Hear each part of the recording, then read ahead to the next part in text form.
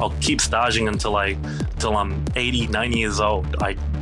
Food is such a beautiful thing. It's like languages. You're never going to learn every language in the world, just like you won't learn every single dish in the world. So I'm so eager to learn absolutely everything about food. Today on Dirty Linen, we are heading all the way over to New York City to talk to Chef Buddha Loh. I've known Buddha for ages, since he lived in Melbourne, and it's been a real thrill to watch his star continue to shine. Buddha at the moment is starring on Top Chef, a fantastic dynamic cooking show. This season's in Houston, Texas. Buddha, welcome to Dirty Linen. Thank you, Dani. Look forward to being on it. Well, it's happening. Here you are. As I said, I've been so excited to watch all the different things that you've done. But let's start with what you're doing now on Top Chef, which is screening here on Hayu. Tell us about the experience of being on the show. So being on a competition, especially on TV, has always been one of my dreams. And unfortunately in Australia, we don't actually have a professional cooking show competition. So being on one is absolutely incredible. It's something that I've always wanted to do. It's not so much for the fame or any of the other sort of stuff, the prizes. It's purely just because I love cooking. And it's one of the best things to do is just be like, this side of cooking is actually really fun. The competition side, where all you have to do is think about the food, whereas in a normal restaurant life, you would have to think about food cost. How am I going to get people working Instagram? How am I going to get people to this, this night market or something like that? Whereas when you're in these challenges, everything's organized for you. So it's like a dream. All I have to do is rock up and cook. So it's great being able to just think about food and not have to think about all the other different surfaces that you have to cover just to make a successful cooking operation happen. What's the standard like? I mean, is it intimidating? I mean, and you've got some, incredible guest judges and hosts, Tom Colicchio.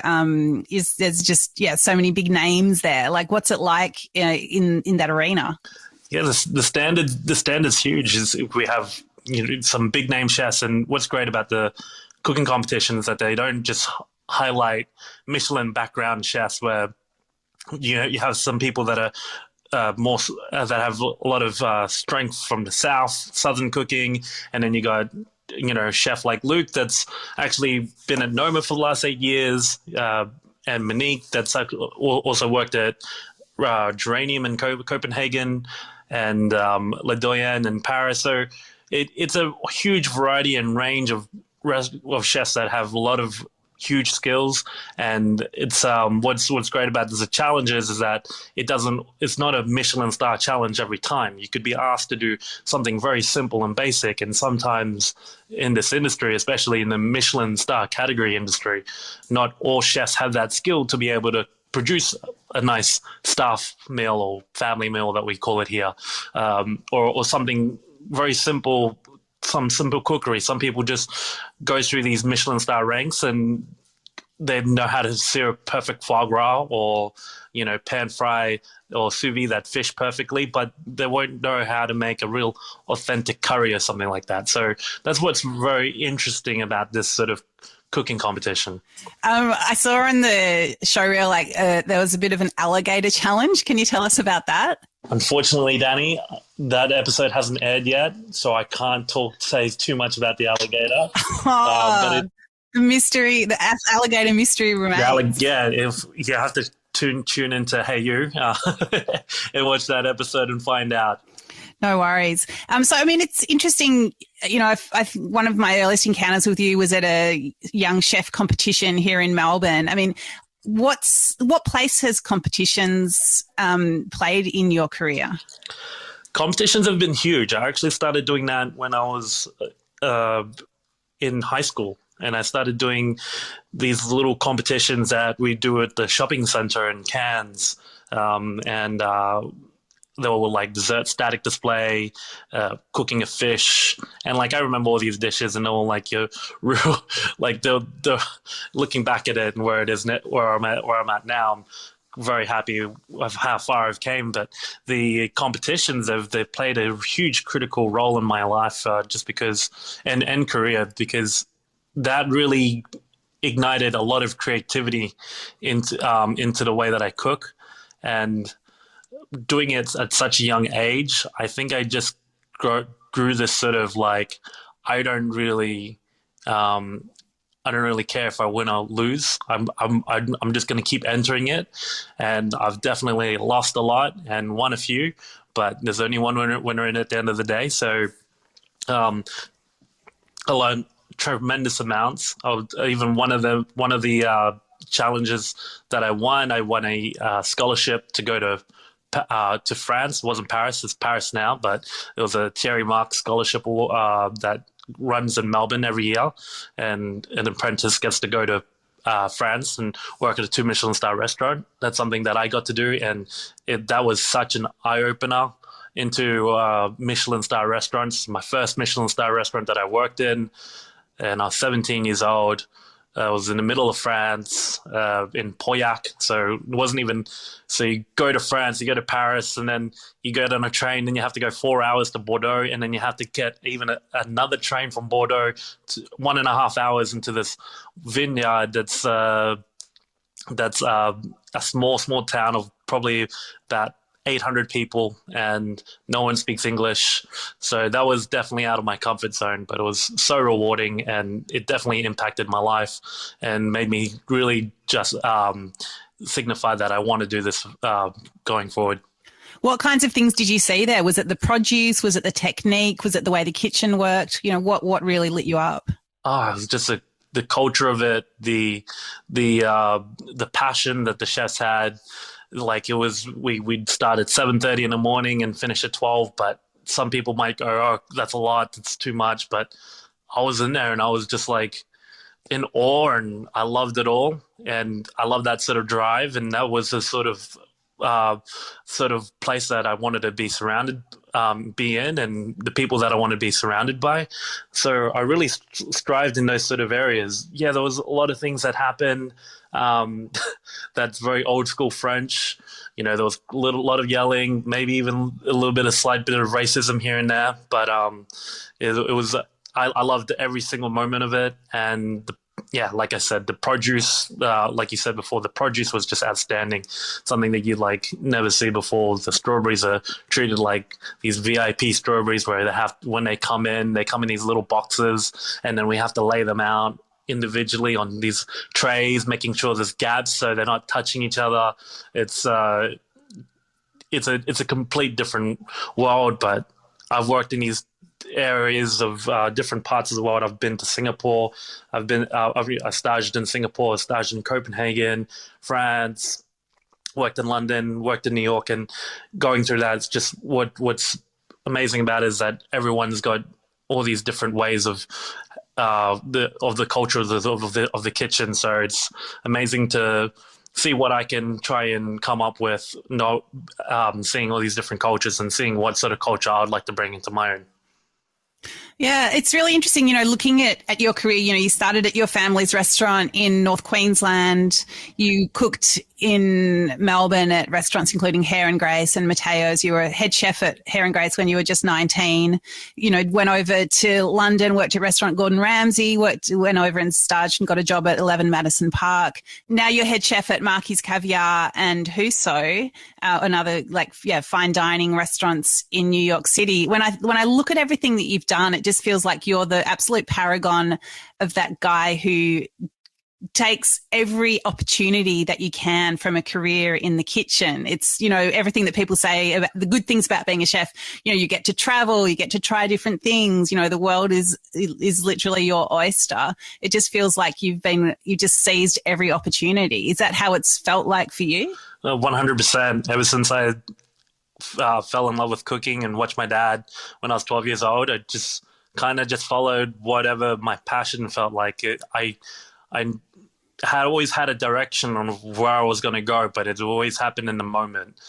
So I knew the moment that I needed to leave Mateo's to go work with Raymond, because I knew that I wanted to work for Raymond. So it's just, I don't know why or how, it in my mind, it made a lot of sense to me. And moving to New York was one of those opportunities, and my visa was about to expire, and I was like, well, what do I do? Do I go back to Australia, or do I try and see if I can get an employer to sponsor me so I can stay into the country? And then those sort of opportunities obviously led to where I'm now, and I got asked to be on Top Chef, and I got to compete on that. So it's just another one of those things where it feels like a bit of luck, but it's also a lot of persistence as well.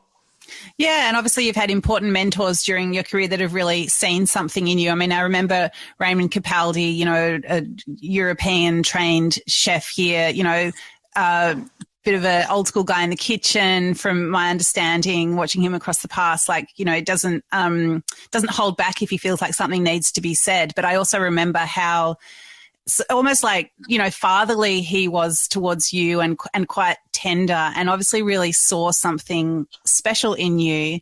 I mean, how you said you make those decisions in the moment, or things just feel right? Like, how have you made those decisions? Like, how do you know when something feels right? Well, when I first encountered Raymond, it didn't seem like that was going to be the path that I was going to go. It was a terrible night. I got yelled at a lot, and I was working at Mateo's, and eventually, I said to myself, I'm going to wipe this off, and I'm going to come back in tomorrow, and I'm going to go twice as hard. And that's what I did.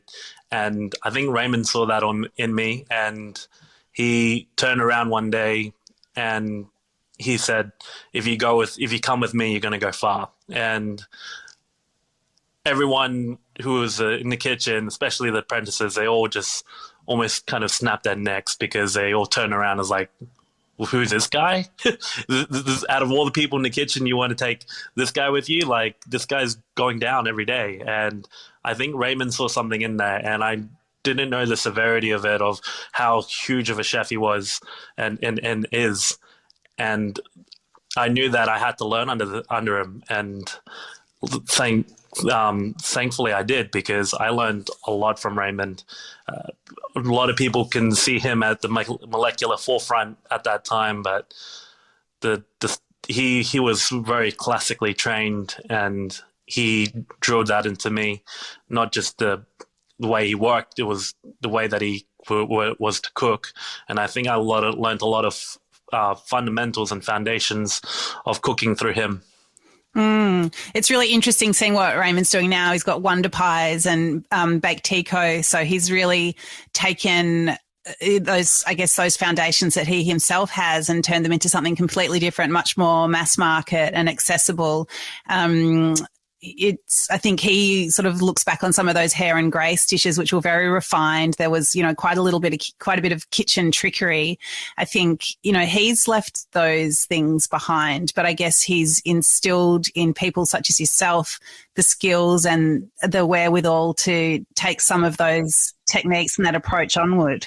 Yeah, of course. It's a beauty of the industry, is that you can take your career into a sort of place that you want it to be, especially at the time of your life. Of course, I don't expect Raymond to be in that sort of environment for the rest of his life, and he's a lot happier now, and I'm really happy for what he's doing. We keep in touch. Like you said before, he is a fatherly figure. When something's going down, he's the first person to call, and he'll call me constantly and make sure that I'm all good. And it'll be like times at like Hair and Grace where I'd be finishing maybe 3 hours after he's completely done anything to do with the kitchen, and he'll just wait for me in the office to go drive me from the CBD to Carlton, because he just wants to drop me off at home. So it's a lot of these sort of things that he did for me that really kind of nurtured me and looked after me, and which was really amazing to be a part of, because I don't think a lot of people get that opportunity. He's such a heavy hitter in the culinary world, and the fact that you have someone like that, of that caliber, really taking interest in and nurturing you, is something that you don't really get nowadays. You have huge chefs, like I can say in New York, like Thomas Keller, Daniel Boulud, maybe even Eric Ripert. I don't really know to that extent, but I can imagine that most of the chefs aren't really going to be learned or trained underneath these sort of chefs who have their names on the door. It's going to be a CDC. For example, my training was at Restaurant Gordon Ramsay, but that was under Claire Smith and Matt Abe. So I never, as much as I like to say that I worked for Gordon Ramsay, I really didn't. I worked for Claire. I worked for Matt, and that's a very special moment that they have, because they have actually worked with Gordon, and that's why Matt and Claire are where they are at today, because of working directly underneath this chef. So I was very lucky to work for Raymond, for sure.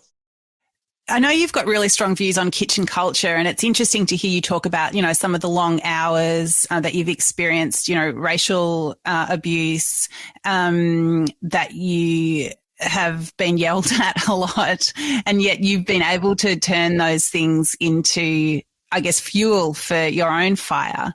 But do you think it's okay that people are treated like that in kitchens?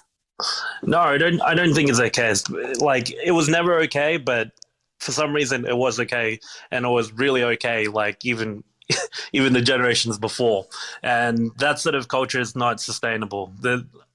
Still, even with like the way it is now, a lot of things aren't sustainable in the kitchen and in the hospitality world. So, no, moving forward, I don't take on those traits. I don't believe people should be working those sort of hours, and I don't believe people should be treated like that either.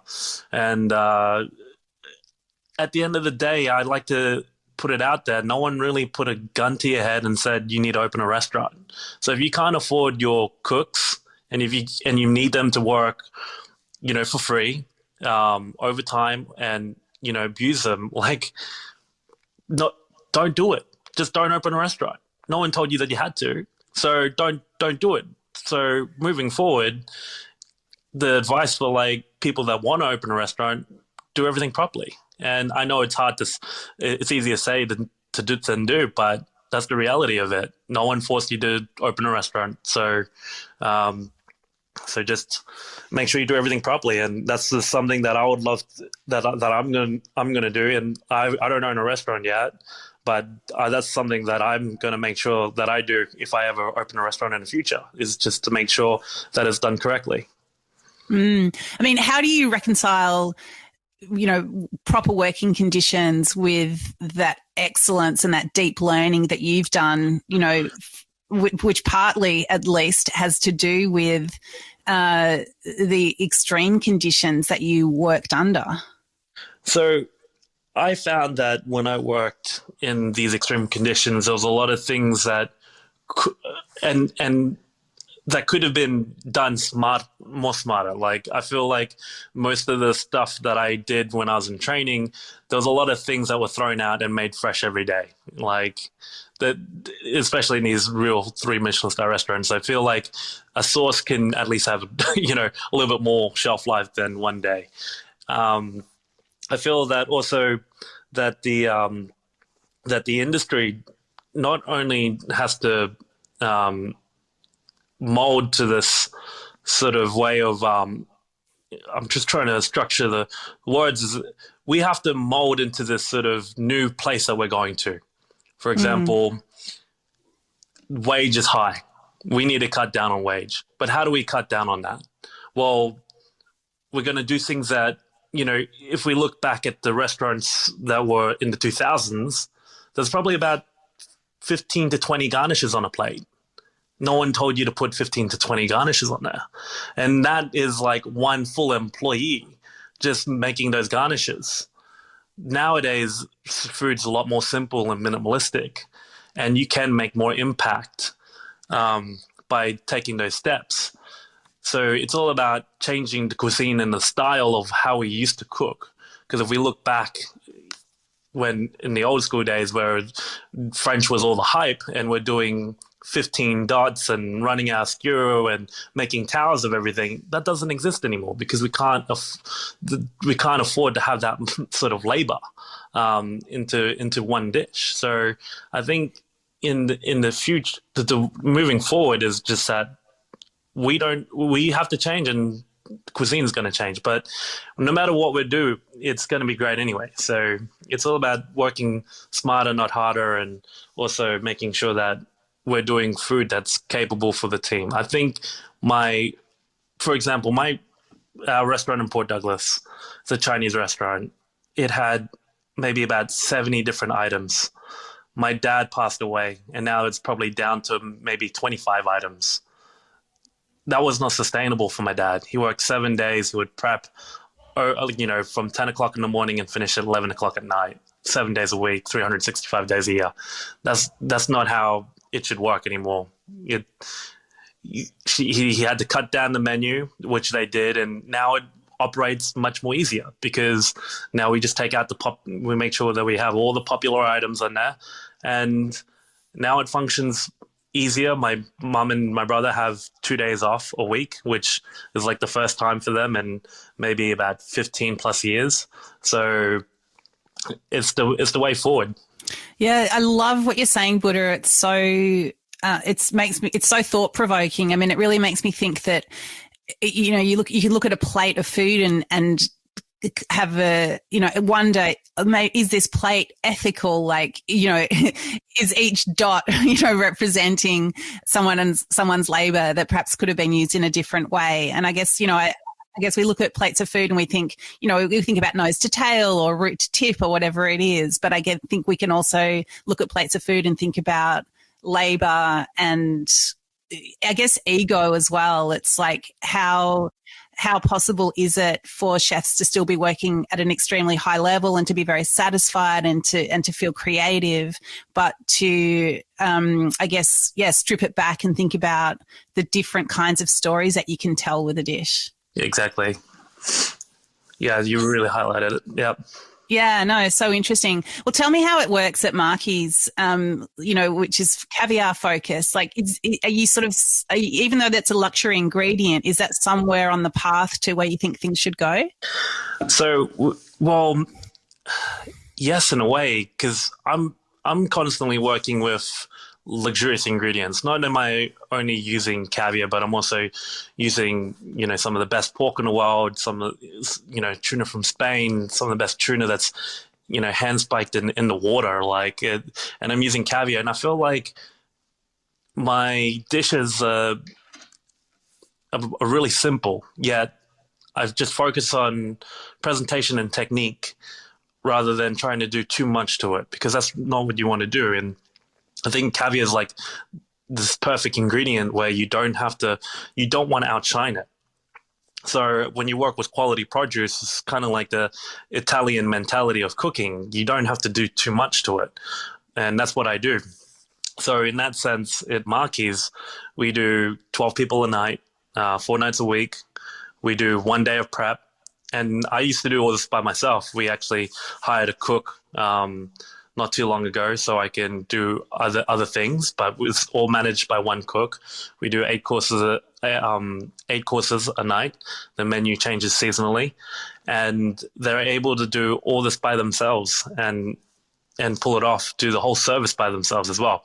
So it's all about putting these smarter techniques into place to make sure that you don't need extra hands, because we're in New York, and to find extra space in kitchen or the dining room is very hard. So you have to get creative and really understand and be thoughtful about how you can manipulate that space into something that you want. And I found that the last couple of years that I'm able to do that quite easily. Interesting, because I mean, a lot of Australian kitchens are small as well, but perhaps space isn't at such a premium as it is in a city like New York. I also wonder, customers obviously have to come to the party and be prepared to pay the true cost of dining. Can you compare New York to Australia in that sense? Yeah, of course. New York is, of course, more expensive than Australia. My menu runs about $225 per person, and that's not including gratuity. Gratuity is 20% on top, and then tax as well on top of that. So you're almost looking about $300 American per person. But in my restaurant, it's a little bit different. We are using caviar, and caviar is not the cheapest ingredient, especially to do with 8 courses. So at the end of the day, it is a bit of a bargain. But in New York, yeah, I think the dining scene here is so great, and there's a lot of people that want to come here and eat. And I think, yeah, the price tag does come with it. The everything to try and execute in New York is very hard. Labor cost, rent is huge here. The produce, just because it's so hard for just purveyors to get around New York. It's very hard to get things that are affordable. So the prices go up. And I think for most part, people are okay with it. But I'm in a bit of a lucky position because I only do 50 covers a week. So most for the most part, my dining room's booked out because out of the whole of New York, there's surely going to be 50 people that would like to spend their anniversary or a special dinner or a special occasion. So I'm quite lucky with that. But for the most part, yeah, I think most people get on with paying for what the price is. Yeah. What's a dish that you're loving making at the moment? It's like for me, I think all the dishes that I do, I fall in love with. I don't really put a dish that I don't love, but I would say the one thing that probably comes up to mind is that I haven't done a lot of Mexican cookery, and I've just did a tres leches on the menu, and it's a cake that's been soaked in 3 different kinds of milk, and I find that very interesting with the caviar, and it looks stunning as well. It's for I found this mold that makes it look like the shape of a rose, so it's like a white rose, and it's heavily inspired by spring, and the caviar works really well with the milk, which is a kind of like the dairy aspect of how you would have caviar, like creme fraiche, and then the cake being more like the blini pancake, and then there's a dulce de leche, which brings that salted caramel aspect when it's eaten with the caviar. So it's a simple dish, very easy, very simply presented, but yeah, I think that dish does come to mind.